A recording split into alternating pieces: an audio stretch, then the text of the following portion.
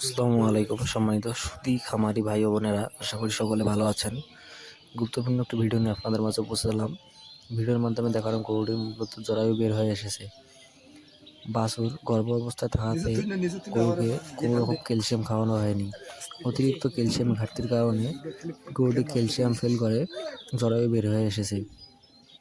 সম্মানিত খামারি, গরুকে গর্ভ অবস্থায় প্রচুর পরিমাণে ক্যালসিয়াম সাপোর্ট দেওয়ার চেষ্টা করবেন। তা না হলে আপনার গরুর এরকম সমস্যা হতে পারে যে বাছুর হওয়ার পরে পেইন উঠে জরায়ু বের হয়ে আসতে পারে।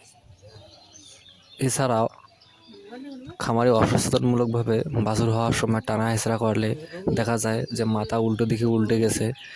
এমন অবস্থায় বাছুর জোরপূর্বক টেনে বের করলে জরায়ু বের হয়ে আসতে পারে। কারণ জরায়ু গরুর বাছুরের মাথা উল্টে গেলে এমন অবস্থায় বাছুর টানলে গরু খুব ব্যথা অনুভব করে এবং জরায়ু বের করে দিতে পারে।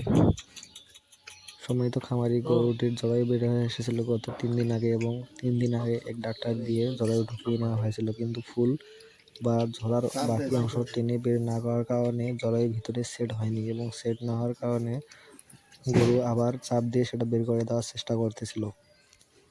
সম্মানিত ভিউয়ার্স, আমার নতুন চ্যানেলে আপনাদের সবাইকে শুভেচ্ছা এবং অভিনন্দন জানাই এবং আমার নতুন চ্যানেলে সবাই সাবস্ক্রাইব করে পাশে থাকা বেল আইকনে ক্লিক করে অল বাটনটি প্রেস করে দেবেন, যেন আরও নতুন নতুন ভিডিও আপনাদের মাঝে উপস্থাপন করতে পারি এবং আপনাদের সাথে ভালোবাসা এবং সাপোর্ট নিয়ে দ্রুত এগিয়ে যেতে চাই। ধন্যবাদ সবাইকে, সবসময় পাশে থাকবেন।